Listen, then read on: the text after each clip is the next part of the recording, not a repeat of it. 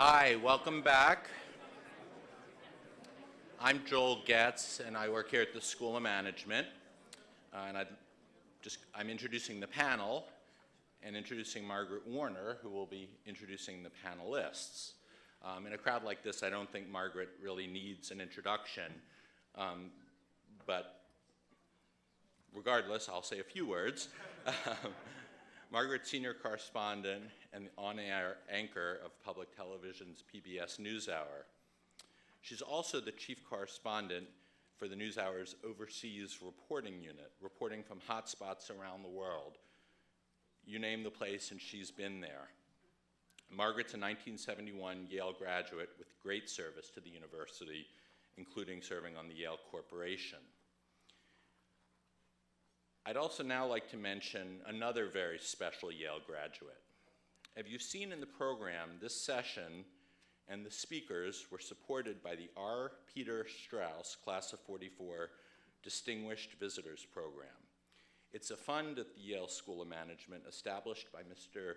Strauss's children in his honor and now memory, since he died last year. The purpose, now 2012, so just over a year.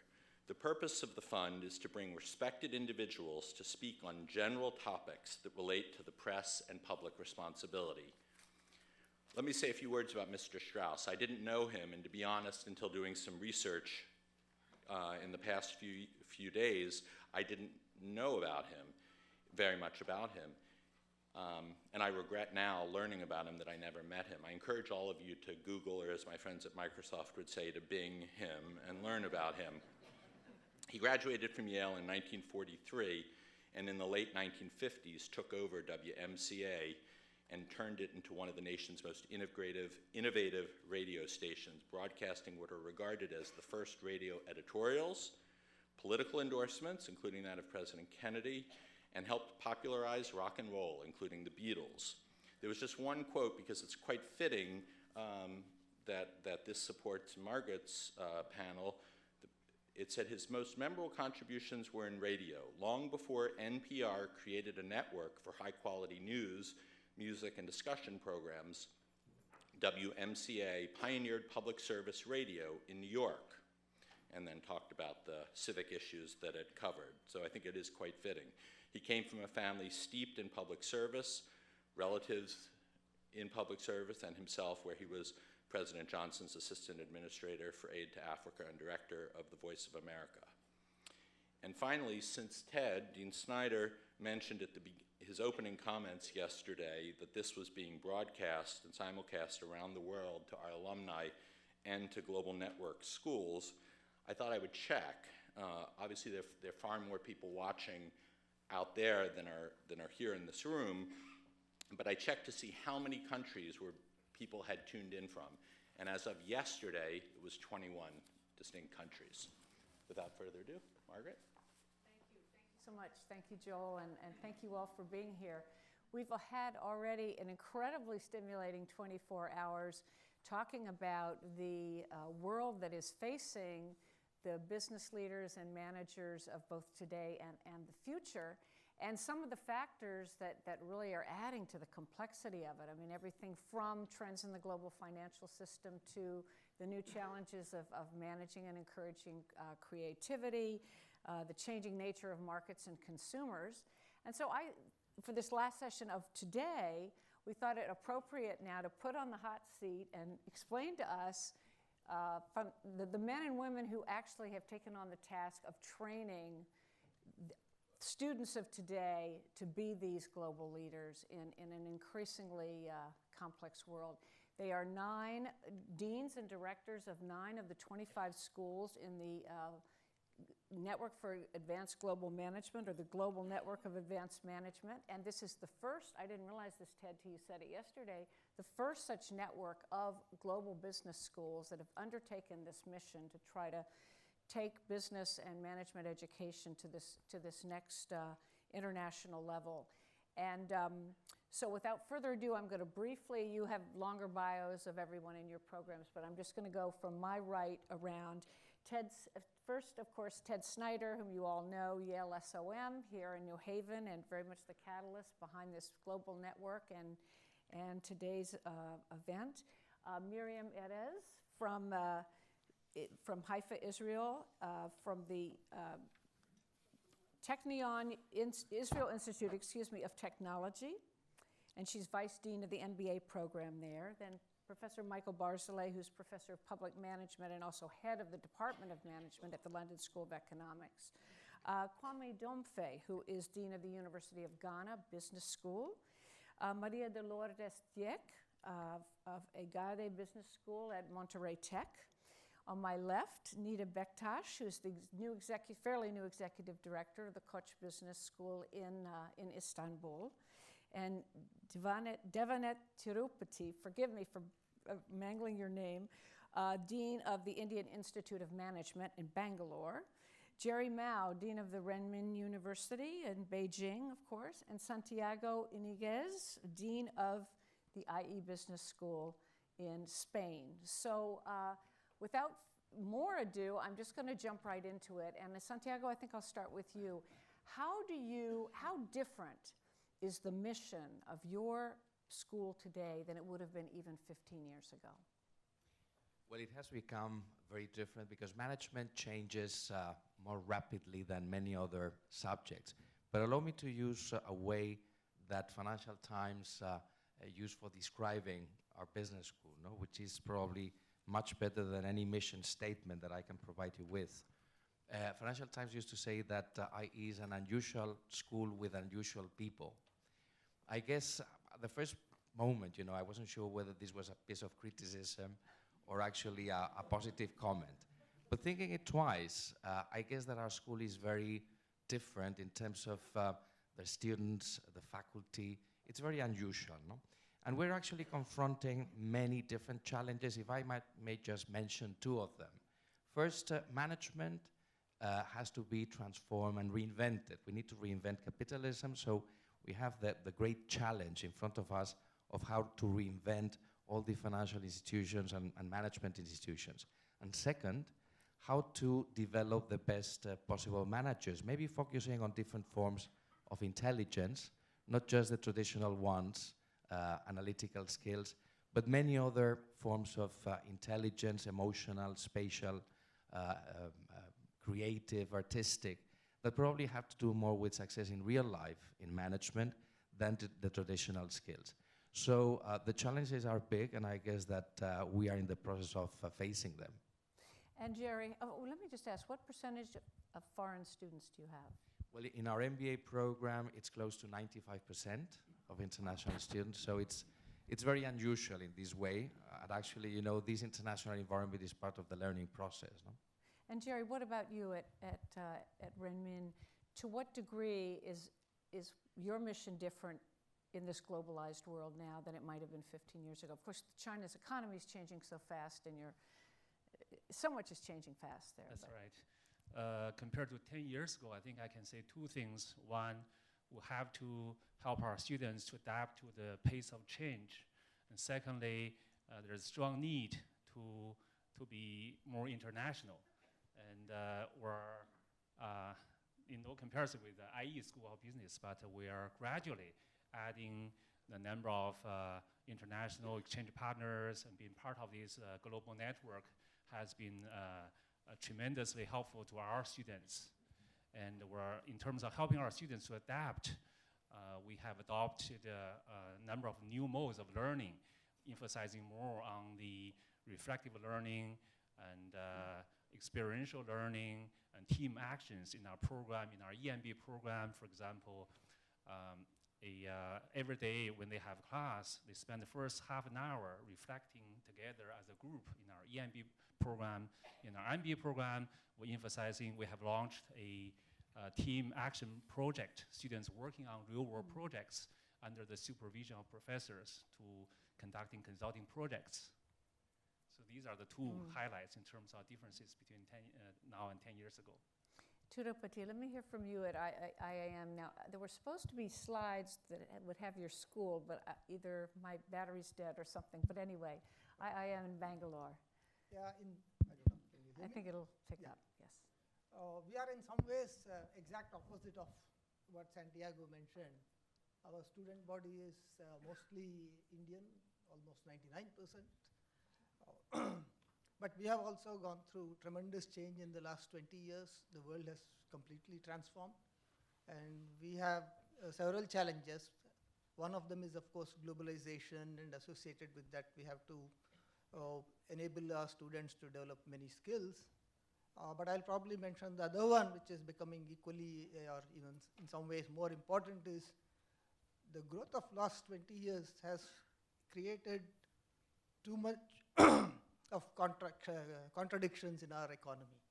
Even in a city like Bangalore, for example, you would find pockets of affluence which are like any other developed world, and then within 100 yards you would find people who don't have enough to eat, even a single meal a day, and so on. And this has created a lot of tensions and problems. And one of the things we believe is the leaders of tomorrow should operate in this environment, and they should understand this context to operate effectively. And what percentage of your students would you say foresee a career in, if not international business, businesses that must operate in a global context? A large number. Yeah. In fact, even the Indian companies, I think they all have global aspirations. And so they are looking at that. And today, of course, many of the multinational companies have set up offices, and they have operations in India. And also we are witnessing in the last 10, 15 years, many of the global companies with offices in New York, London, Hong Kong, coming to our campuses and recruiting our graduates. Anita, what about you at Koch? I mean, being an emerging and developing market, I would say one of the major challenges that we have is the uncertainty, because with the fast-growing organizations and with the economy changing very rapidly, our mission is to prepare our students to decide under uncertain situations and make their decisions based on data, which may come in very unstructured ways, and they have to be able to analyze and decide under uncertain situations. Obviously, globalization and internationalization is among the very known challenges. And also for Turkey, it is the aspiration of our students to work in multinationals and be prepared under competitive situations, be prepared for cross-cultural relations, and have all those aspirations with them. And Lourdes, what about at Monterrey Tech? At Monterrey Tech, our mission is to develop leaders that have an entrepreneurial spirit. This part of the entrepreneurial spirit is really part of the DNA of our Monterrey Tech for a long time. However, this time we want to further deepen into this idea of the entrepreneurial spirit, but also with another component, which we call the human outlook. And when we say the human outlook, we're talking about several components: ethics, the social responsibility of the companies, and something else, the citizen responsibility of our students. So we want these leaders, very important, to be competitive internationally, have this global vision, but you cannot have an entrepreneurial spirit without being global.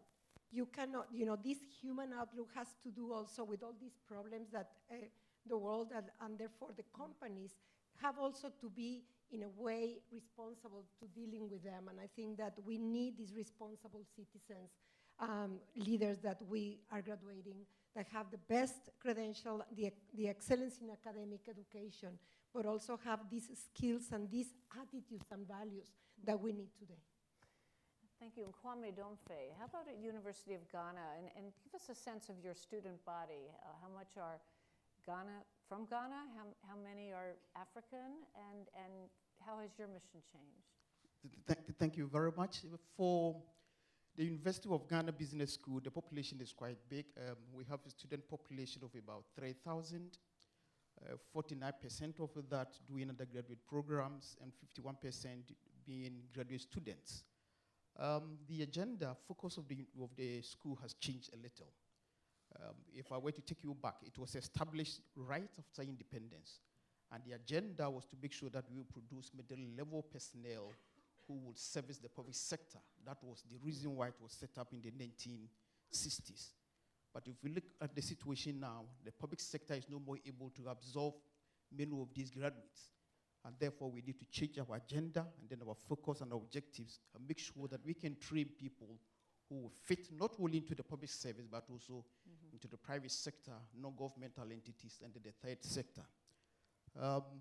We are also very much interested in what is being done in Mexico, training people to be very entrepreneurial, because once we give them those skills, they will be able not only to create job, but they can create job and then employ others who will get along and then work with them. So that is the focus of what the University of Ghana Business School is attempting to do. And Michael Bargelet, now certainly LSE is the classic global business school. First of all, what does that term really mean? And how has it changed, say, in the last just 15 years, maybe? Well, I mean, LSE is not a business school in and of In itself. management, It's yeah. Well, the whole university. It's a social science university, Yes. and actually, it's been committed as an institution to understanding the causes of things, all things social, if you wish, on kind of the individual level up to the world economy level. And there's been a commitment since its inception to social betterment. It was founded by Fabian socialists. For the most part, the concerns with betterment have been applied to public policy, and it's only in the last 15 years that LSE has become particularly interested in applying that same ethos to management, whether public or private. So I think what's kind of interesting about LSE is that we joined the quest for management education, good management education, late in the game. I think the students come. They come from all over the world. They tend not to come from the British Islands. And they're looking for a first-hand encounter with the educational culture that has developed alongside the world economy. And I think they're looking for first-hand educational experience with the kind of actual culture that you see in a place like Yale. And I think it's not actually that much different in its orientation. And Miriam Erez at Technion. Okay, the Technion is an institute of technology, so it's very different from what you just said. Most of our students are engineers in their background, and when they come to get their MBA, they are interested in, they see themselves as leaders of high-tech multinational companies. So Israel is a world leader. Yeah. So our focus is on technology, innovation, and globalization, because this is how we envision the future of companies that they are going to lead in the future. And Ted, to speak to us, you have already, but about the globalization focus that you particularly brought here, but when it sort of really took off at Yale and how it's changed the mission of SOM, other than being in this gorgeous new building. So, yeah, you've heard a lot about our mission. Our mission is to educate leaders for business and society. I think what we're confronting now is the opportunity to modernize and globalize that mission. And so much has changed. I think it's sort of interesting to me to think what has not changed in management education over the last 10 or 20 years. And I'd say two things. We still teach how markets work. I still believe in supply and demand. And you know, I had a teacher who said, every problem you should start with supply and demand. And students still need to understand how markets work. And we still teach organizations and leadership and networks and teams. But after that, everything's different. And I basically would just underscore all of what my colleagues here have said, and then just broaden it very briefly. Those two basic competencies that I talked about, understanding markets, understanding organizations, that's what's driven management education around the world. There's some 13,000 business schools in the world. There are 25 business schools now in this global network. We've got 9 of us here, but there are actually many deans and directors also in the audience. But this is a big success story, but it's really interesting how each of our schools is adapting. But I think one great commonality is, Margaret, as you said, globalization. The top business schools in the world are globalizing. Even IIM Bangalore, where most of the students are from India, most of those students have global aspirations. And that raises the question, of course, what sort of world you all are preparing your students for. I mean, if you think about, since the end of the Cold War, there was this sense that we were the world, there were more and more market economies, and kind of, I don't know, maybe it was an implicit assumption that the world was slowly converging on a kind of US-European model of how market economy works. But I'm wondering whether you all think, Santiago, why don't you start, that's still true today, or are you having to teach, are different models developing in different regions of the world and you're having to help train your students to understand those? I'm particularly thinking of the relationship between government and business. Absolutely. I mean, there's lots of convergence, as you say, and the way we teach, for example, how to evaluate companies is very much similar across the board. I guess we use the same manuals, the same, but then you have to adapt whenever you calculate parts of those equations. You have to take into account the particularities of each domestic market. You need to deal down to the very domestic issues, the native things. So that's why management is still very much attached to the local environment. Even if we need to nurture cross-cultural global citizens, global managers, we still need to also instill in those managers respect for different cultures, different visions of the world, different visions even of the good life. And I guess that many of the schools represented here, all of the schools represented here, to actually practice these sorts of education and learning process. I guess we have to go back to the concept of virtues, which is very much embedded in education. The concept of? Virtues. I mean, managerial virtues, and one of those virtues can actually be, you know, how to behave ethically in a global environment, no?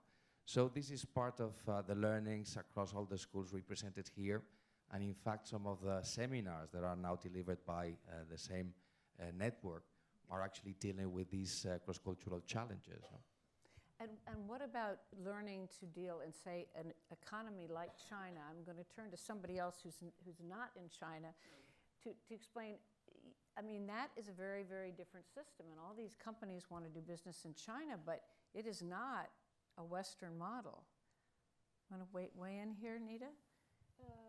How do you train your students to understand? I read something the other day about a business or management student now has to also see through the lens of a political scientist and understand how to analyze different economies, the relationship between business and government or other sectors and government. I think with the complexity of the world we are living in, and with the necessity of learning things by doing, we have put business embeddedness in our programs. And basically, specifically that you're asking China, we have a course called Doing Business in China, and we do that course in China. So our students have study China before going there, but they spend literally 1 week in China where they visit businesses who are doing only business in China, as well as who are doing multinationally businesses. And it definitely helps going there, seeing things, and seeing government relations.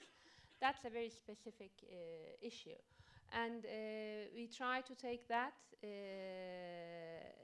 in mind, and especially doing things, experiencing things helps learning and the global network, and having that relation, multilateral relations with networks like GNAM helps stimulating those relations.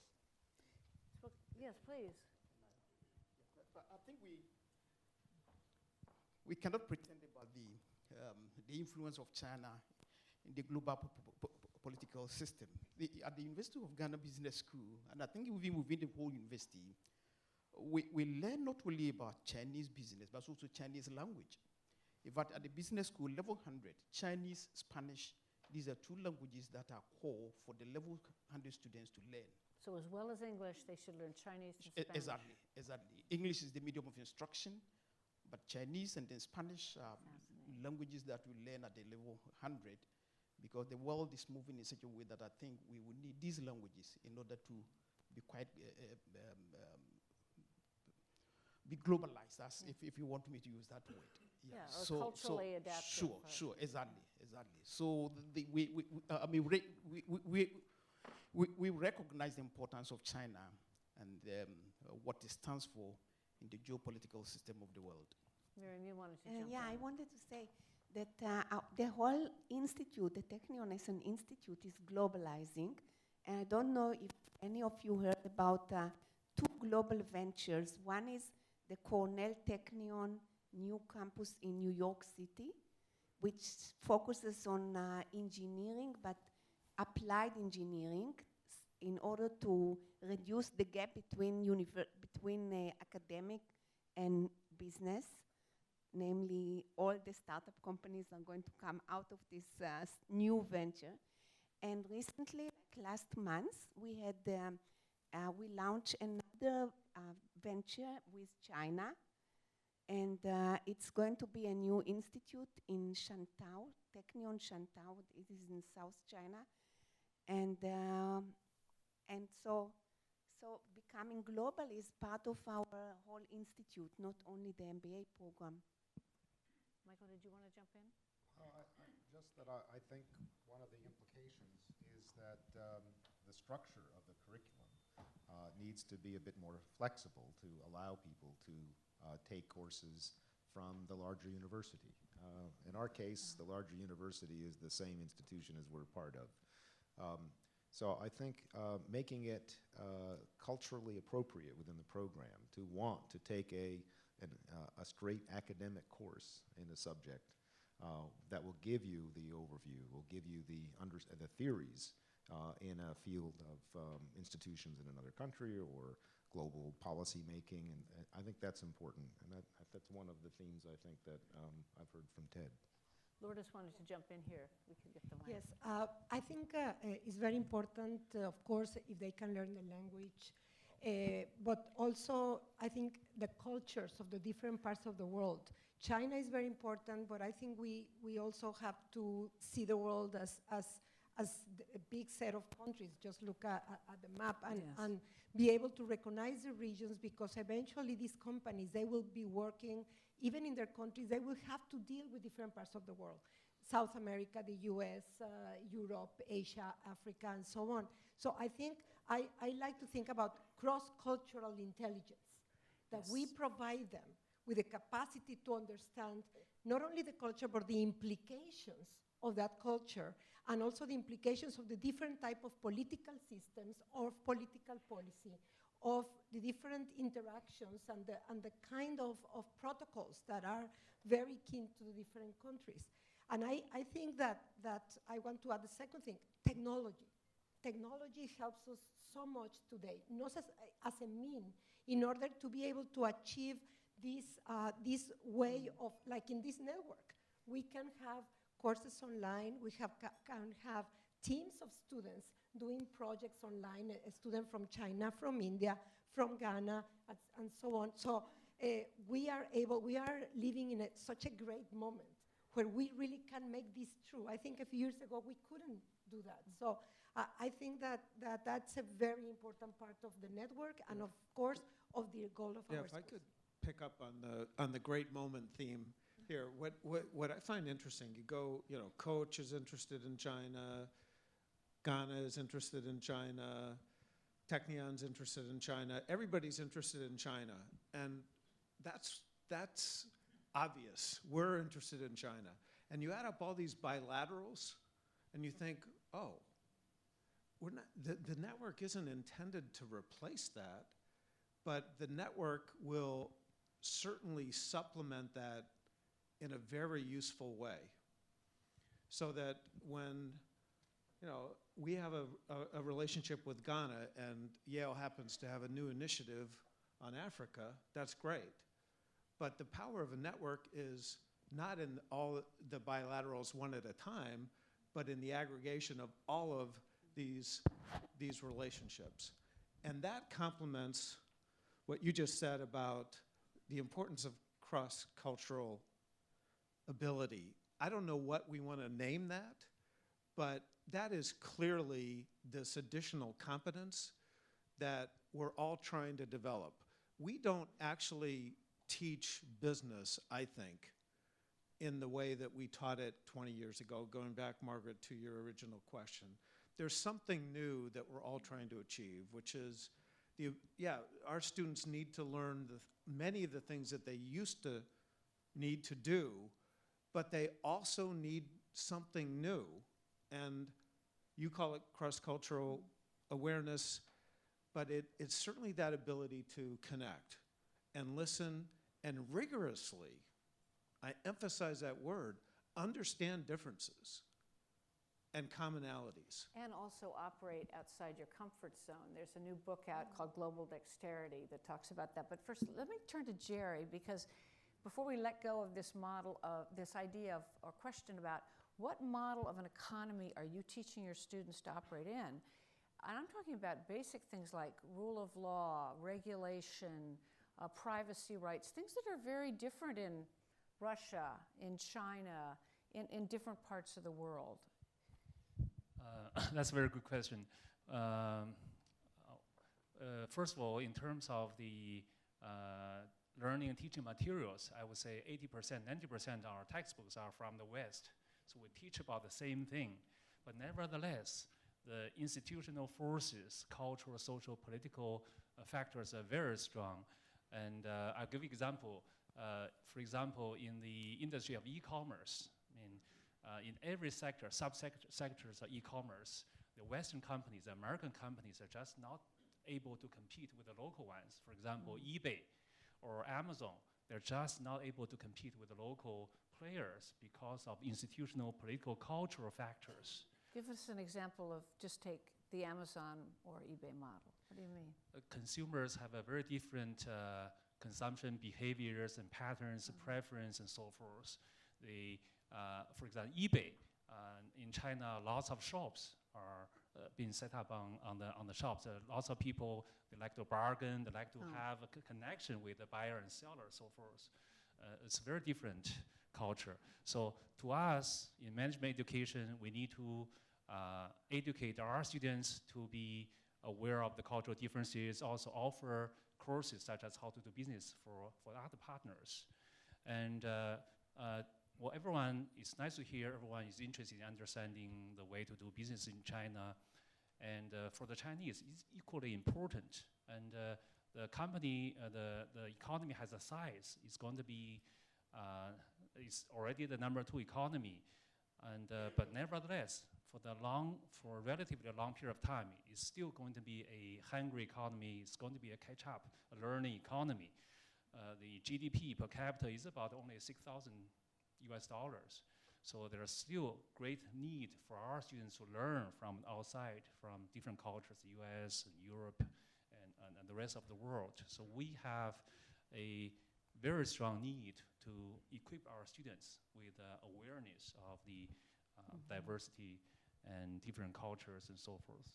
And Tirupati, what about you for the students? You never told us what percentage of your students are from India versus other parts of Asia.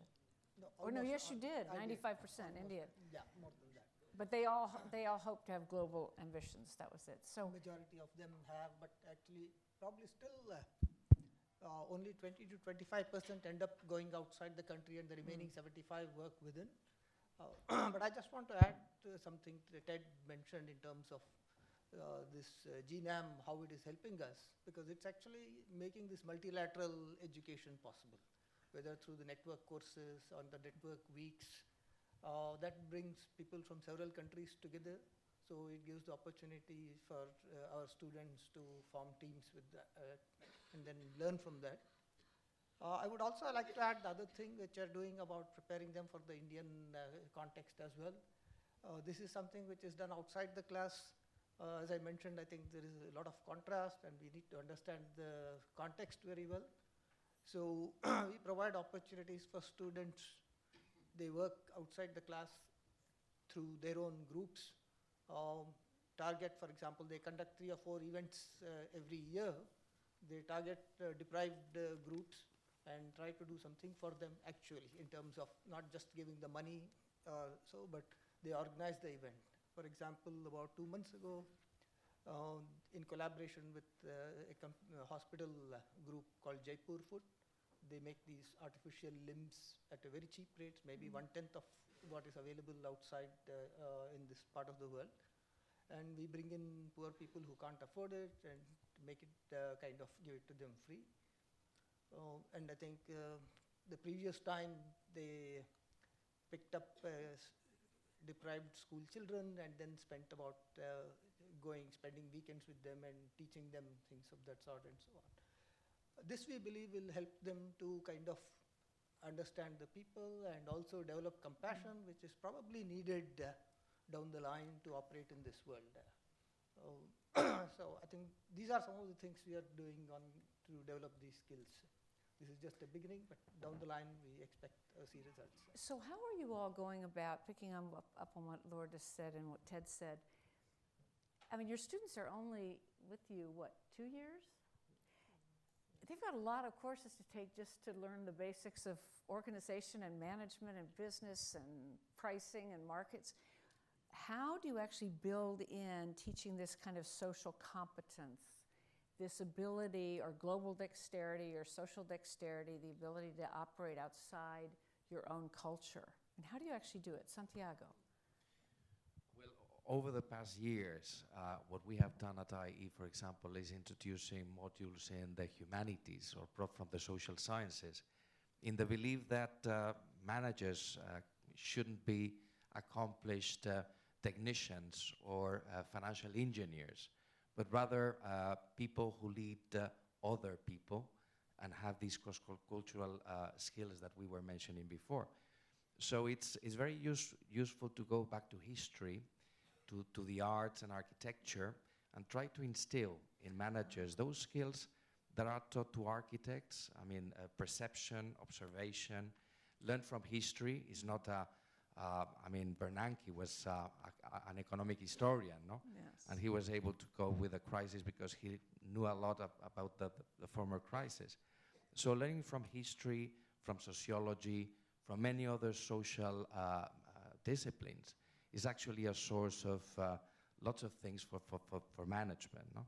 So this is a way that I would suggest, including also design thinking and many other disciplines that may enhance and widen the mindset of managers. Who else would like to weigh in here? Okay, Yeah. Michael and then Miriam. Well, I think we're doing something similar to that, in that one of the things that is absolutely critical for people to be able to do this is to be able to dialogue with each other, right?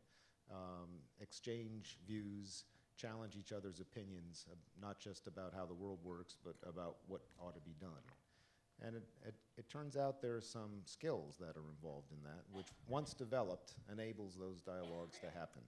And they're pretty basic skills, or fundamental skills. They're actually pretty complex, but they're fundamental nonetheless. And that is to be able to take a discussion of a topic, be clear what you're discussing, formulate an issue that needs to be resolved through thought, state what it is you think. That is a cultural skill, okay? Think on an issue. What do you think on the issue? State it directly and have people then provide some justification for it. Okay? For people to do that, they have to recognize the fundamental character of that skill. And if you're a Yale undergraduate, you know it because you go through. But most of the students that come to the LSE come from cultures where that is not something you get out of your undergraduate education. But your premise is that to succeed in a globalized world, that Western way of interacting is going to be the way? Well, you can tell from my accent that I'm kind of from around here. I'm pretty much ethnocentric about this. Absolutely. Now, the content of the communication will be very different because you have to be able to understand what someone from a very different experience is trying to say.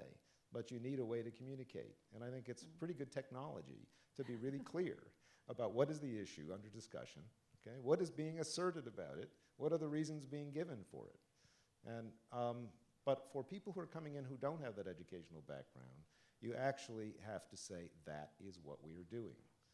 The first day with my students, I actually introduced them to the concept of a reasonable statement.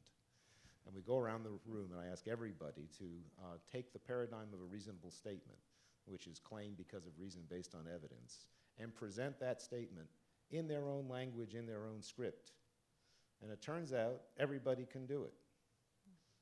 And I prove, without having to tell them, that the idea of a reasonable statement is in everybody's culture.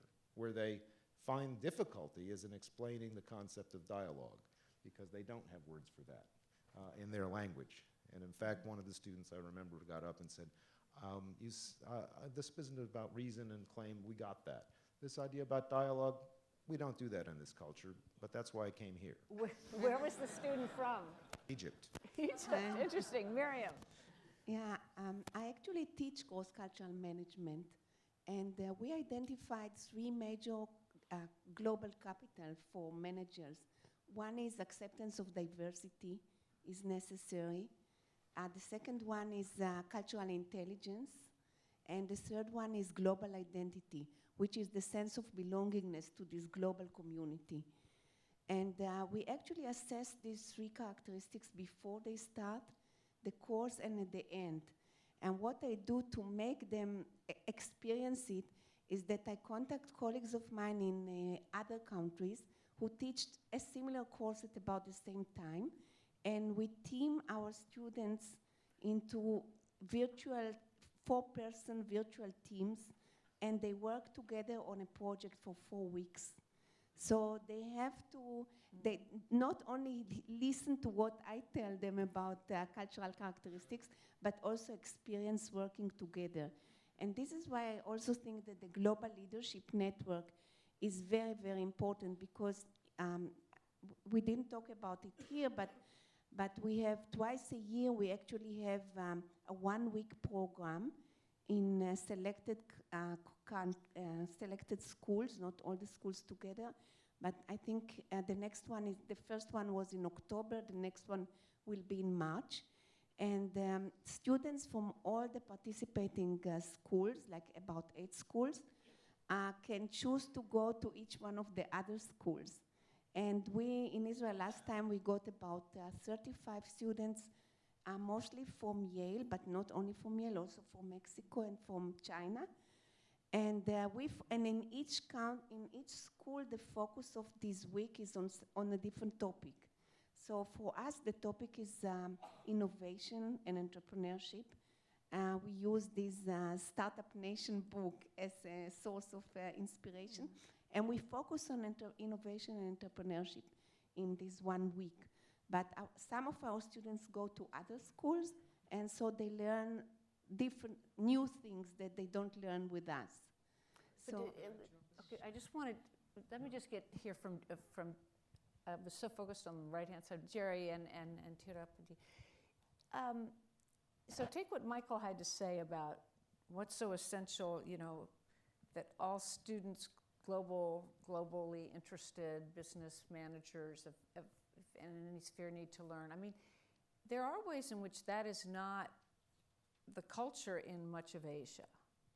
So how do you, I mean, are you teaching your students how to operate in China? What words would you say to Western schools trying to teach how to operate in China or India?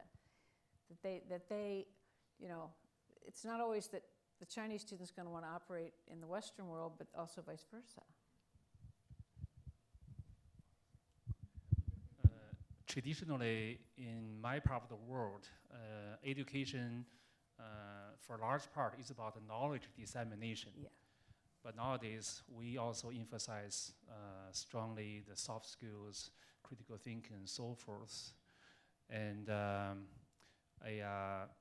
network offers something I would consider a economic access to global knowledge. And for example, the network courses, and compared to the traditional mode of international exchange, we send out about 150 students overseas for exchange and receiving about equal number of students. But nevertheless, that's a small portion of students. For part-time students, they're not able to benefit from the regular exchange. And the network courses offered through online means makes the learning in different cultures feasible for lots of students. And we will consider adding our network courses, and we're going to contribute our cases to the network so that But students... how do you teach your students to actually interact? I mean, do you role play? I was talking to Sharon Oster last night. I don't know if she's here today, but who had been the acting dean of SOM. You here, Sharon? Yes, there you are. We had a great conversation at dinner, and you said how some of your Asian students came to you and said, you know, we get the coursework, but this idea of small talk and this idea of, you know, going in to a cocktail party. I don't know if you served wine when you did the role play, but you set up so that the American students or the Western students and the Asian students had a little session together and then critiqued one another. And then after a while, you said the American students said, well, you know, we don't know how to really deal with what if we were going to Asia? And so the Asian students said, you know, you're too much in my space, or they did a role play and then critiquing. I mean, how do you actually get down to that granular level so that your students would feel comfortable going out the first time they had to go to Indonesia or to, you know, Malaysia or in your case to India? I mean, do you try to do that sort of thing, or do you just hope that they will pick that up kind of by osmosis? No, I think we do try. I think there are two parts to the question you have asked. One is in terms of telling about how it operates in India. So for us, that has become part of our business model. We do have courses, 1-week courses, 2-week courses, which we offer to people from outside. And we make a little bit of money on the side as part of that. So I think that is, and that has become very popular, I should say, in the last 5-6 years. Both the executive training people as well as full-time students from schools in US and Europe, I think they do come regularly for that. As far as our students are concerned, I think the institutes of management, the IIMs, we are a little bit different from the rest of it because good part of our faculty have spent substantial amount of time in the Western world. In the US, for example, I think half of our faculty have PhDs and have worked in the US, either in the US or UK and the Western Europe. So many of us are familiar, and we don't have the problem of not being able to dialogue, which Michael mentioned. I think we argue too much, I think, in some cases. So having said that, we also have a mechanism by which we bring faculty from outside in teaching courses. And also today we have a very targeted this thing to provide this international exposure of significant period to almost all our students. We are not yet there. We, I think, provide that about 60% of our students today so that they pick up on these things as well. So. Does anyone else want to weigh in on this? Or I'm good? Oh, yes, please, do, Nita. Okay, yeah, yeah. Oh, I'm sorry, Ted. Okay, I mean, with the multilateral networking, you actually create natural groups together.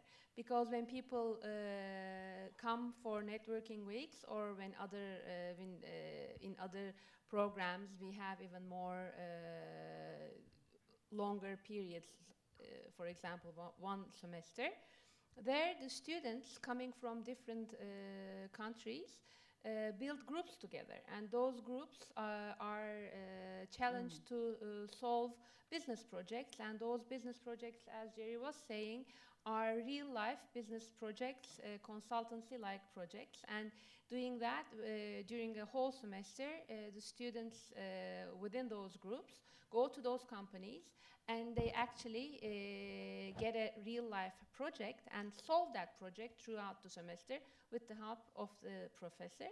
And then in the end, they present that paper or that presentation to the company. And in their natural environment, they learn how to talk to each other, how to discuss things, how to analytically solve complex problems, which is the case when they graduate and start working. And I find that natural environment very useful for them, basically discussing things together with their peers. And this is the best way to teach and for them to learn how to approach each other. Ted. So I think, Margaret, you asked the key question, you know, or one of the key questions, certainly. How do we deal with this competence? How do we address it? And one of my faculty colleagues said, well, you can't teach one of the words in the title of the conference, complexity. You don't teach complexity. So what do we do? And in some ways, I'll try to make the problem sound even more dramatic. We have all these business schools in the world, and we're all really small. So, and each school is trying to get a little slice of top talent at the top of their market.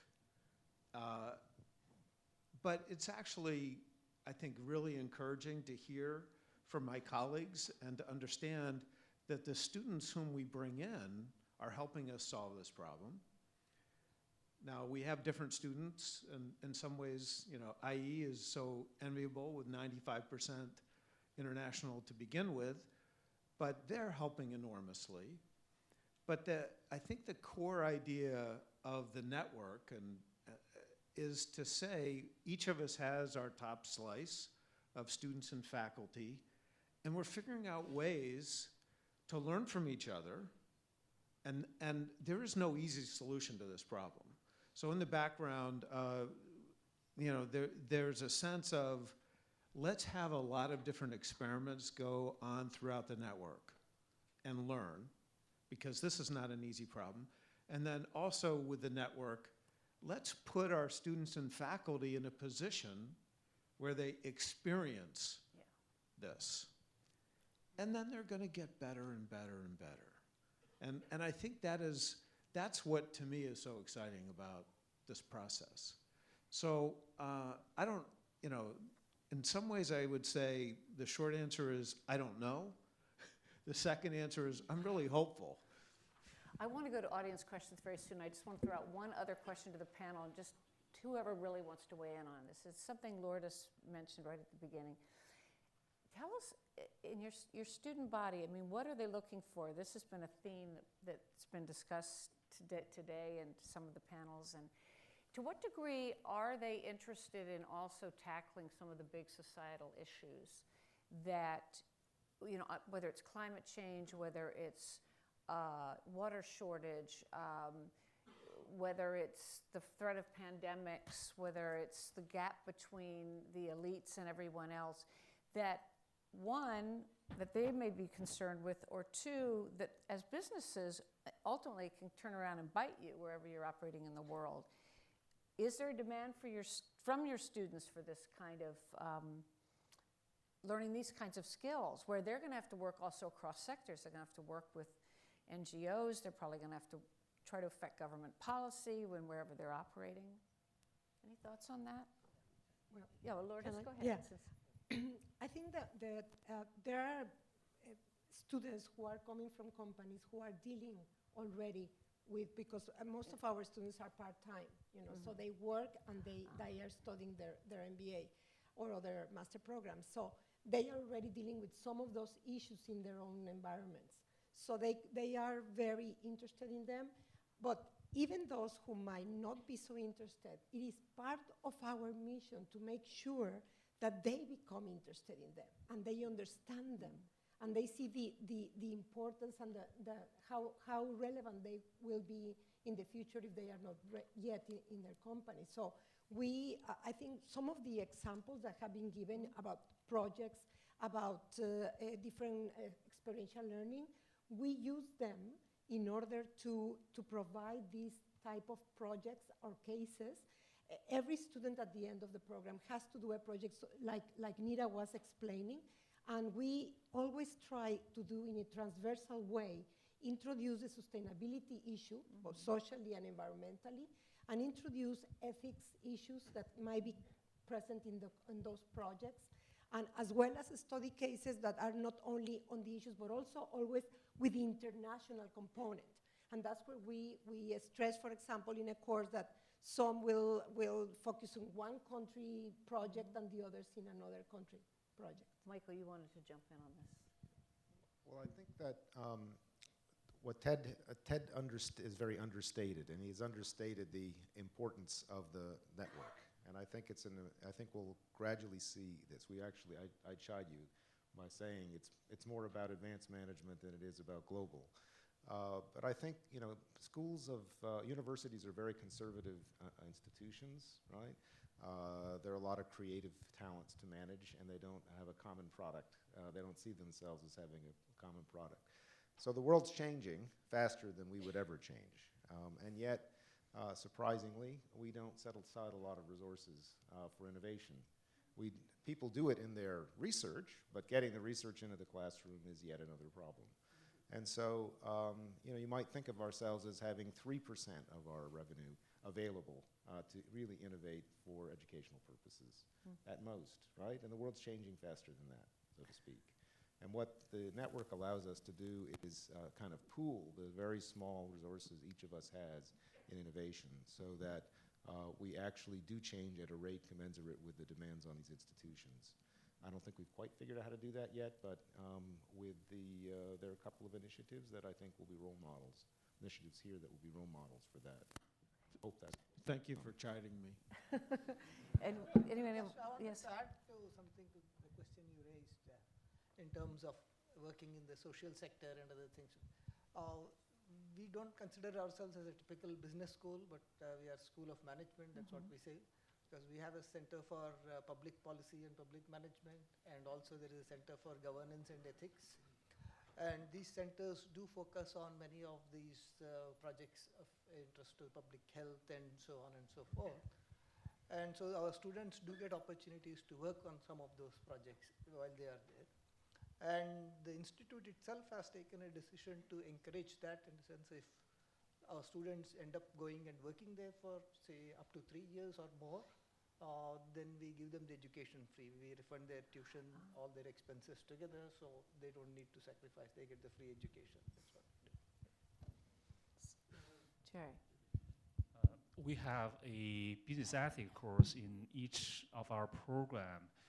The feedback we got from the students are, first of all, they think the subject is important, but they don't like the materials just in abstract. They like in-depth discussion, real-world application, real cases. And they would like to see discussions on business ethics, sustainable development, more relevant to their work and more relevant in the context. Interesting.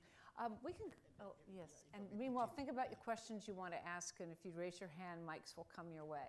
Yes, at the end of every semester, we do evaluate our lecturers, and that is done by the students. And if you look at the comments raised by some of the students, you see that they appreciate the importance of education, which is to make sure that there should be a change in their lives, there should be a change in our communities, there should be a change in the world. And in some cases, they do raise questions about the quality of teaching, that we came here and we were expecting 1, 2, 3, 4 topics to be introduced in this 1, 2, 3, 4 courses. So students are expecting some change. They want to see that after graduation, they can bring some impact into whatever they do at the workplace, and which they do express when it comes to evaluating the student. Were they saying they were disappointed that you weren't giving them what they wanted in this area? I mean, in some cases, students would raise questions about particular lecturers and the particular courses that they would prefer or they would recommend.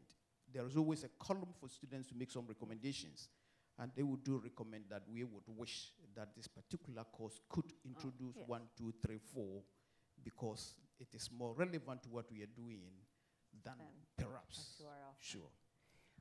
Questions from the audience, right here, center, about 4 rows up. And if you would just state your name and sort of affiliation, whether you're a student or a whatever. My name is Frederick Frank. I'm a graduate of Yale University. I'm on the board of advisors of SOM. And so I've had a long association with Yale, and my son is here as a sophomore at the moment. First of all, I'd like to congratulate all the panelists on coming long distances to share with us their thoughts, and congratulate them on their English. And I would very much like to congratulate Ted for his vision of creating the global Don't network. congratulate me for my English. Your English is questionable, but that's another subject. And my question is, given the importance of globalization, and hence languages, which we call foreign languages here, in your schools, are your students required to take a, quote, foreign language, be it Chinese or Spanish or English? Is there a requirement in your school to take a foreign language during the 2 years that they're in school? Who'd like to address that? Kwame said already that it was. Yes, go, Nita. I mean, in Istanbul, in Turkey, our university teaches all courses in English. So all our students have to have English as their first but second language to the mother tongue. In some of our programs, our students are obliged to take an additional language, not always Chinese. Sometimes they prefer to take German or Spanish or Italian, since we do quite a business with Europe. So it's in many cases it's not an obligation, but if they take it, they can have it as an elective. Only in our Master of Science in International Management programs, within a Global Alliance program, it's a must to speak a third language to a minimum more than intermediate level. Anyone else like to weigh in on this? You already said that. Initially, I don't know whether you were here. For the undergraduate students, we will have to take either Chinese or Spanish as a core before you move to level 200. For the master's program, you don't learn any other language, but English is the medium of instruction at the University of Ghana. And Jerry, what about in China, considering that China is doing business all over the world, particularly heavily in Latin America and in Africa? Everyone in our school has to pass the English language examination, written and oral, to be admitted into any of our programs. And we do have 2 programs taught in English, an undergrad and the international MBA. But English is about the only foreign language we teach in the programs. At undergrad level, MBA level, English is also a required subject. So you're going to assume that if your students go to Brazil's not a good example because they're yet another language, but somewhere else in Latin America, that English will be the common language? That's assumption, yeah. We have a question from Egade, and so I think we're going to hear it. Are we going to see the questioner also in the monitor?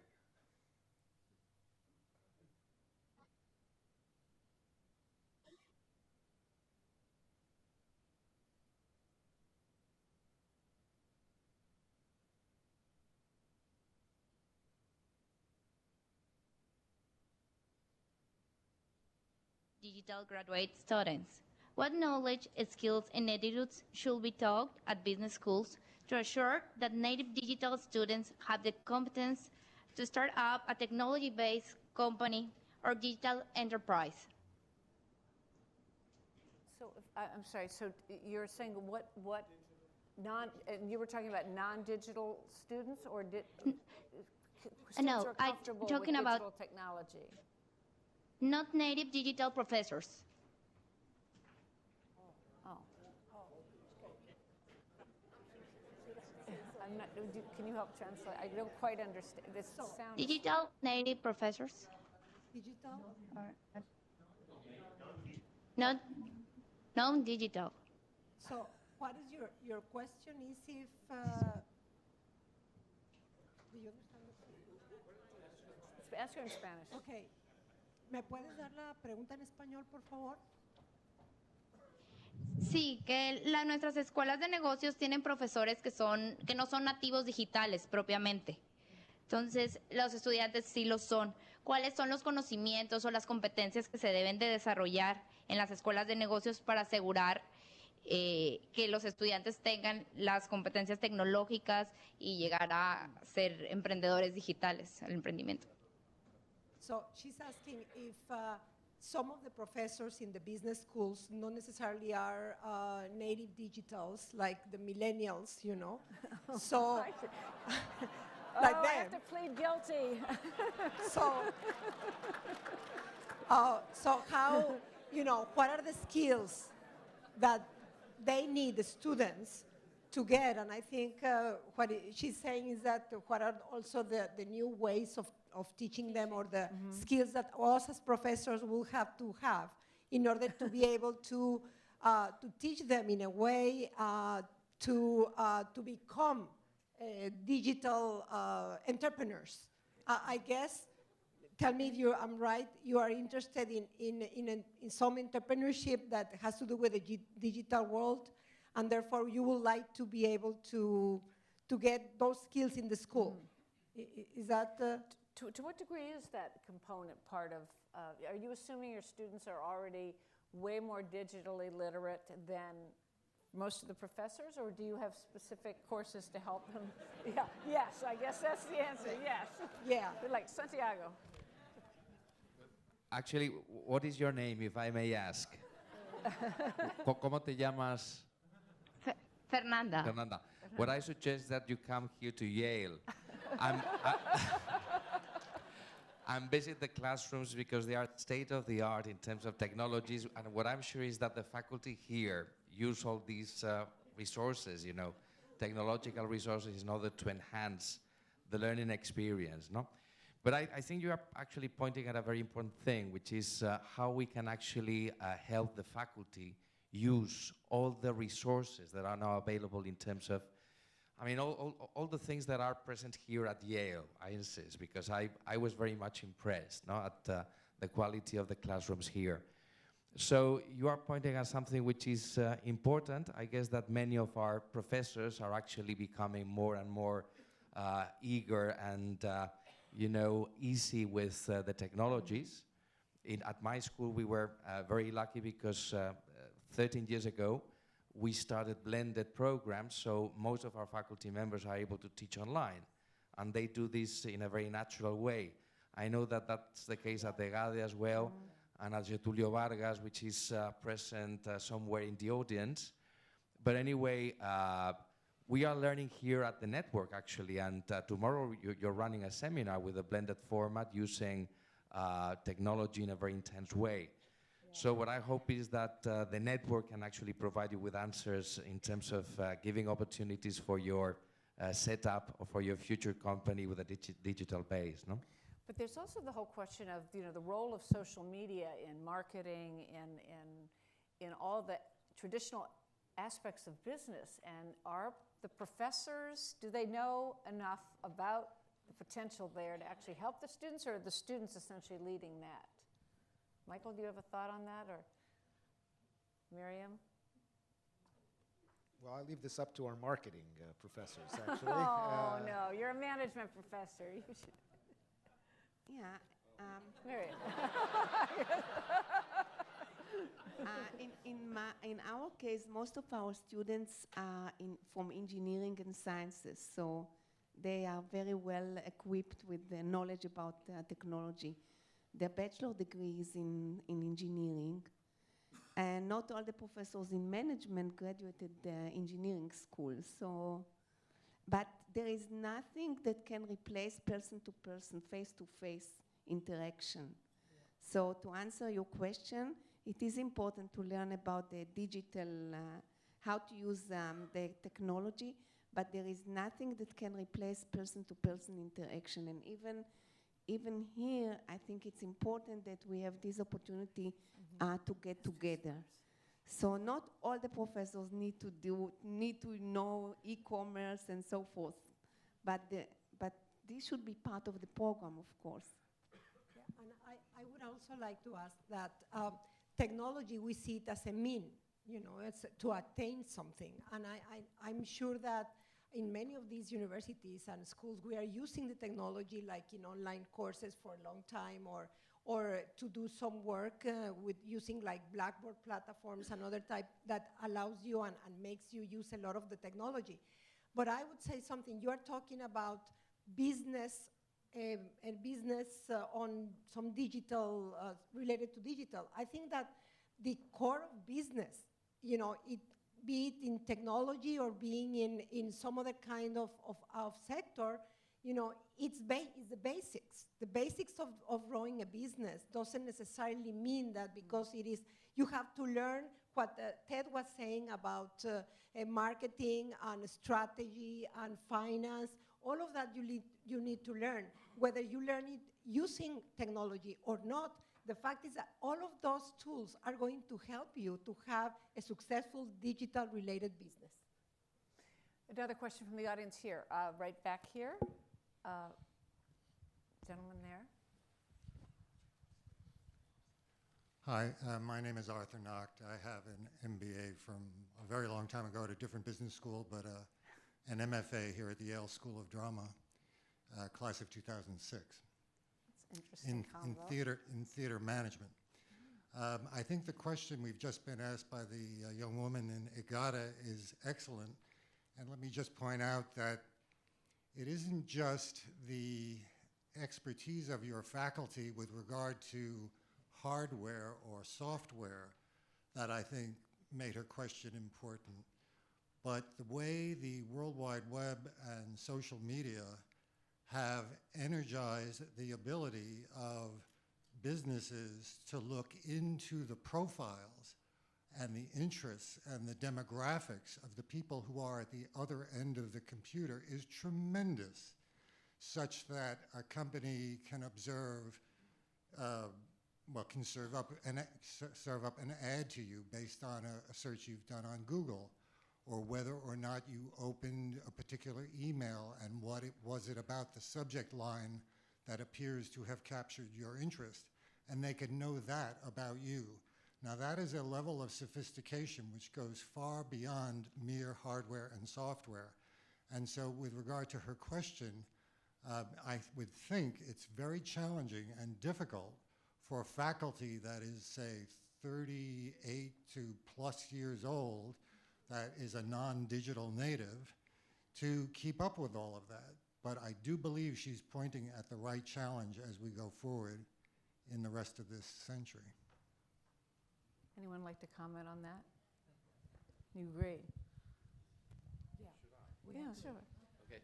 No, I guess you're pointing, at a very important thing, but I know that a good number of faculty members here present, for example, use social networks in a very active way.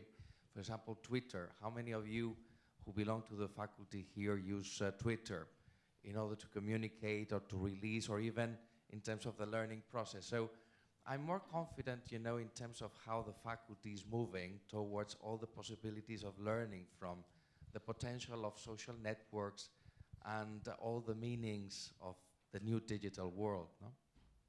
We have a question on the left side. Can I just say yes, one and thing? then- For example, at our institution, because of this challenge, and we understand, and this is from all the schools, from undergraduate to graduate, last year we gave, the institution gave all the faculty an iPad.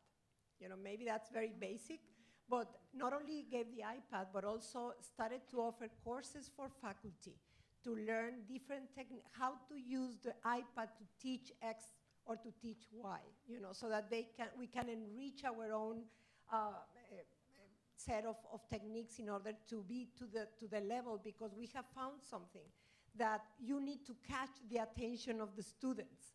And instead of them going into Facebook or this or that, which is fine, but if you want them to listen to you, you have to be doing something on their own language and attract them. So this is a policy, and I'm sure that in most of the schools, we're going to have to do more of that. Yes, do. And then I hope a student here will ask a question. Okay. I'll just say that this is not only an issue for the students, I would say it's also an issue for the organizations.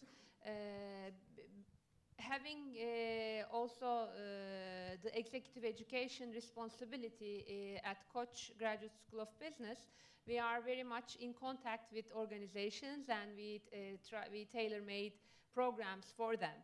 And there is a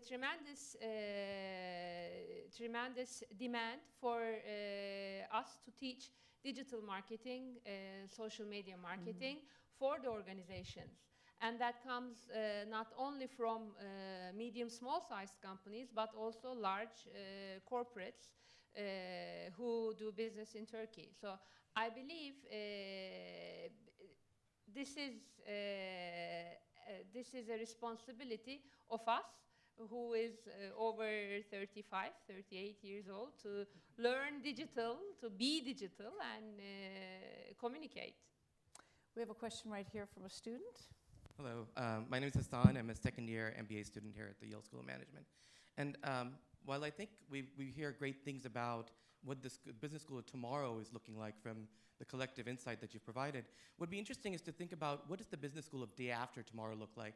And there are two areas in which I'd like to hear your thoughts. One is, we talked about, I think Barbara started with the internationalization of business schools. And secondly, the means and the medium of instruction. So on the first, I think there's only one school represented up here which has truly become an international school. IE is not a Spanish business school, IE is a global business school. Whereas all of the schools represented here, including my own alma mater, is very much focused on the geography in which it is based. Is IE representative of the future of business, where the medium of instruction is not the native language of the land, where the employment is not focused on the native country in which it is based, and where the faculty itself is very international? Or is there still the value in this geocentric model of business education? And the second is the medium of education, in which there is no online program at many of the schools that are represented here, because it's seen as something that is below the prestige of the institutions that are represented here. Is that a sustainable model as we move forward into an age where many people will not want to give away 2 years of their lives and go to business school? Is part-time, we mentioned that EGADE Monterrey at least has embraced the part-time program, where some of the schools don't truly believe in that model. Are those trends that will change the future of education, is I guess the summary of the question. So I'm tempted, so I'm going to dive in. Dive in. So, I'm not going to answer the question fully, but I think that most students, most of your colleagues here, still want to connect with top MBAs here at Yale. And they also want to connect with selected groups of top MBAs around the world. I don't think that the MOOC model, where you're connecting with just a superstar faculty member and tens and maybe hundreds of thousands of other people, most of whom you have no interest in, is going to be something that will replace the experience that you've had here. And I know a little bit about your wonderful experience, and I wish you the very best. So,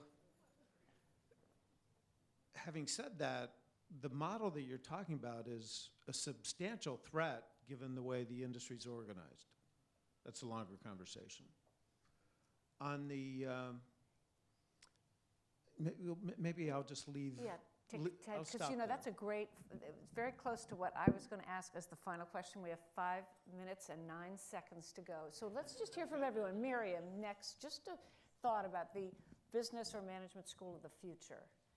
And the future of different kinds of technology-based learning, but 30 seconds.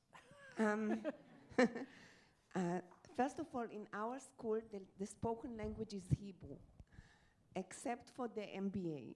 The MBA, because we want to globalize, we switch to English.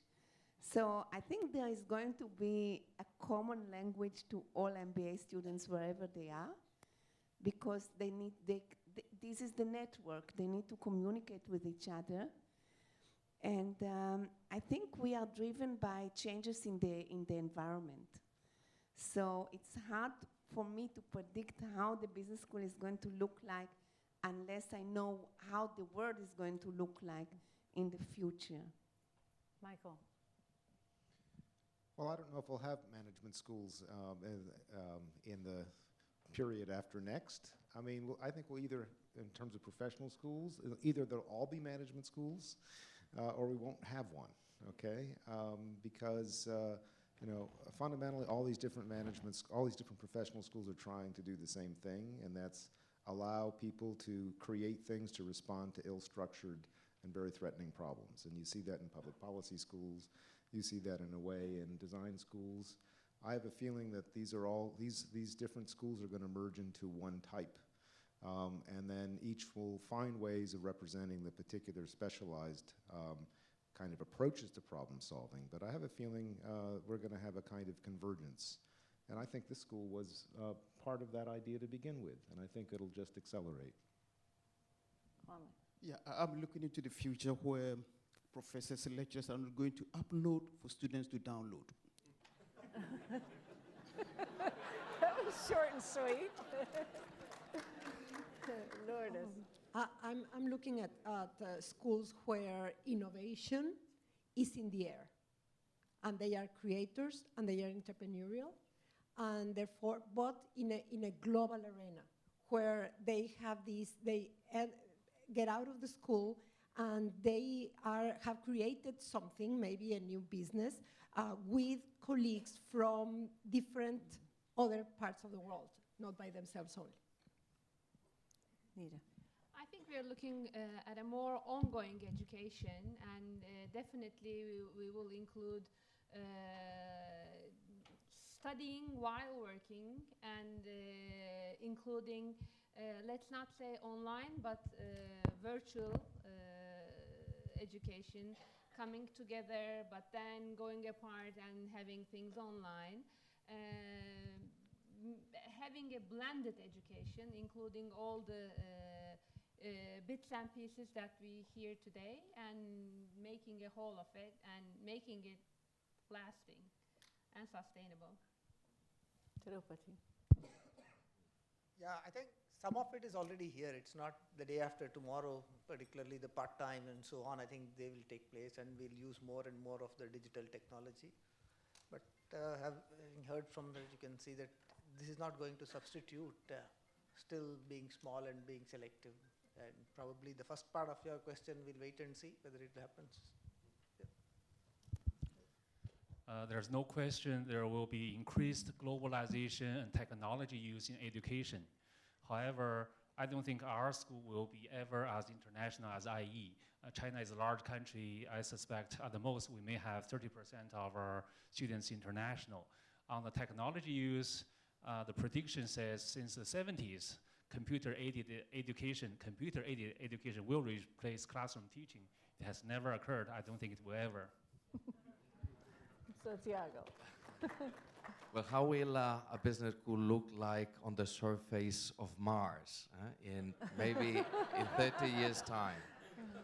Well, I guess that we expect lots of inputs, for example, from psychology, from the humanities, from neuroscience. So part of the knowledge will probably be delivered by installing, a sort of chip in your brain. But probably what we have to work on is on human development, respect, diversity, civilization. No? So what I hope is that the business school on Mars is a much better business school in terms of progress, human progress. And on that note, I just think this has been a marvelous panel. We've seen the richness and diversity, and all of your students are so lucky to have both practical but visionary leaders here, and I want to thank all of you. and thank our audience. And Ted's going to just have a couple final words.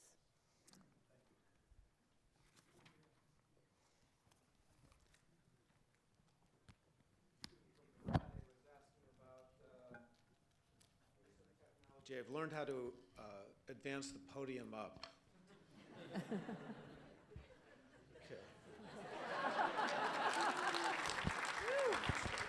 Like that.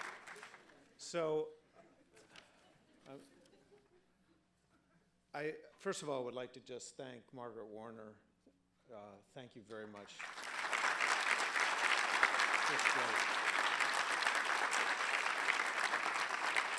She's another person who makes it look so easy, but I know sort of why. And then I would very much like to thank my colleagues from the Global Network for Advanced Management.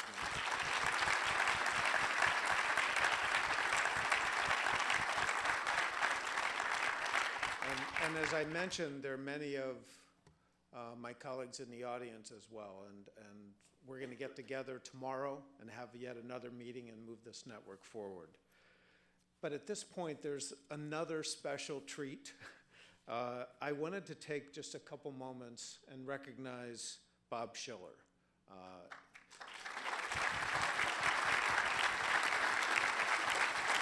There he is, okay.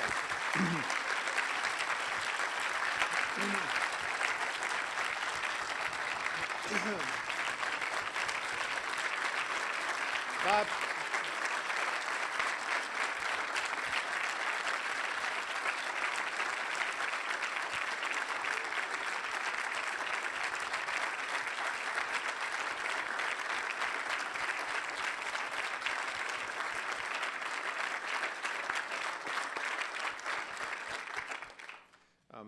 Bob, of course, is the recipient of the Nobel Prize in Economic Sciences. He was awarded the prize this past fall along with Lars Hansen and Gene Fama from the University of Chicago. Bob is the recognized founder of the field of behavioral finance. He's been such a big influence on Yale, and he's had a secondary appointment in the Yale School of Management. He's had a huge influence here. He's had a huge influence on the world. I wanted to mention for everyone, you will have a chance to hear from Mr. Schiller, Professor Schiller, tomorrow. We have another finance panel at 11 a.m. So it's a plenary session, so it'll be here in Zhang Auditorium. Finance and Society, Markets and Behavior. He'll be joined by David Swenson, Ziwu Chen, Jane Mendillo, and my faculty colleague, Will Getzman. Wow. And next Thursday, for those of you who are in New Haven, Thursday, January 16th at 5 p.m., Bob will give a talk here, again, in Zhang Auditorium, Speculative Asset Prices, and we look forward to that. We're going to now move to the atrium, where we're going to have a chance to mingle and celebrate and hopefully have a few casual bits of conversation with Professor Schiller, Nobel Prize winner. Thank you very much.